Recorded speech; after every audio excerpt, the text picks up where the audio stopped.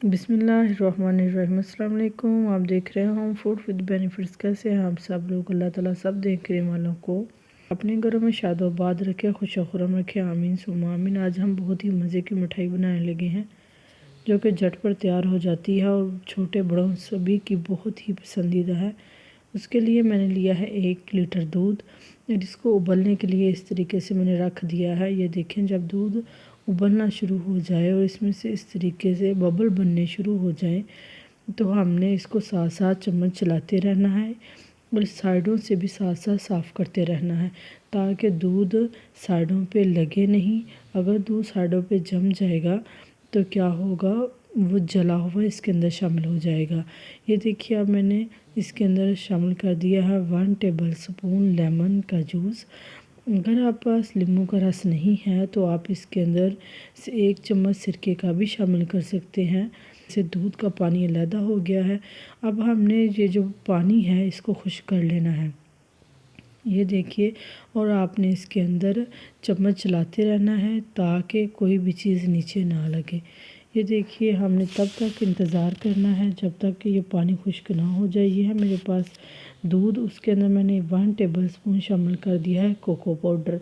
ये देखिए, और 1 टेबल स्पून ही इसके अंदर शामिल करूँगी मैं कॉर्नफ्लावर के, और दोनों चीज़ों को अच्छे तरीके से मिक्स कर लेंगे। जब काफ़ी हद तक पानी खुश्क हो जाएगा दूध का तो फिर हमने उसके अंदर कोको पाउडर वाला जो हमने लिक्विड तैयार किया था वो शामिल कर देना है। ये देखिए, इस तरीके, ये देखें थिक होना शुरू हो गया है। अब मैंने इसके अंदर शामिल कर दिया है 1 कप चीनी का।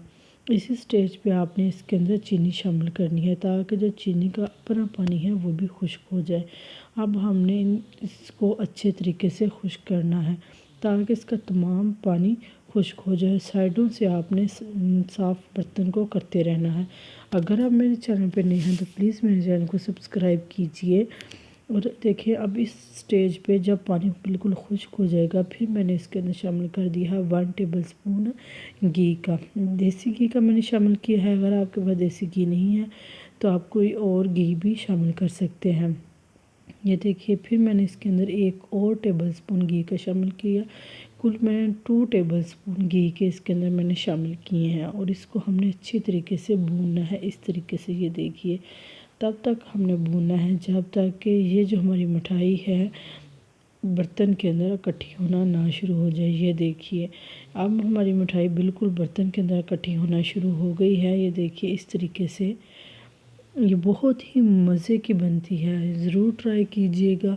जब आप बनाएंगे तो आपके घर वाले आपके फ़ैन हो जाएंगे। अब मैंने एक बर्तन लिया है, उसके अंदर मैंने बटर पेपर रखा है और इस तरीके से मैंने इसको बर्तन के अंदर निकाल लिया है।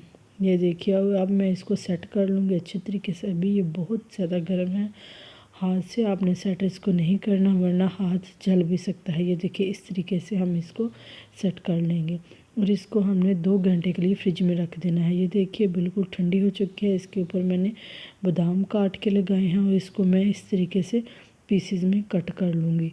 ये देखिए, माशाल्लाह अल्हम्दुलिल्लाह। आप इसको चाय के साथ दे सकते हैं, अचानक से मेहमान आ जाए उनको बना के खिला सकते हैं। बहुत ही मज़े की है ये। आप इतनी सी मिठाई बाज़ार से लेने जाएं तो 1000-1200 से कम नहीं आएगी। घर पे 150 में आप प्लेट भर के मिठाई तैयार कर सकते हैं। अगर आपको मेरी वीडियो पसंद आई है तो मेरी वीडियो को लाइक कीजिए, सब्सक्राइब कीजिए, अपने रिश्तेदारों और दोस्तों के साथ वीडियो को शेयर कीजिए ताकि उन तक भी ये अच्छी सी रेसिपी पहुंच सके। इंशाल्लाह किसी नेक्स्ट वीडियो में फिर मिलेंगे। ओके, अल्लाह हाफ़िज़।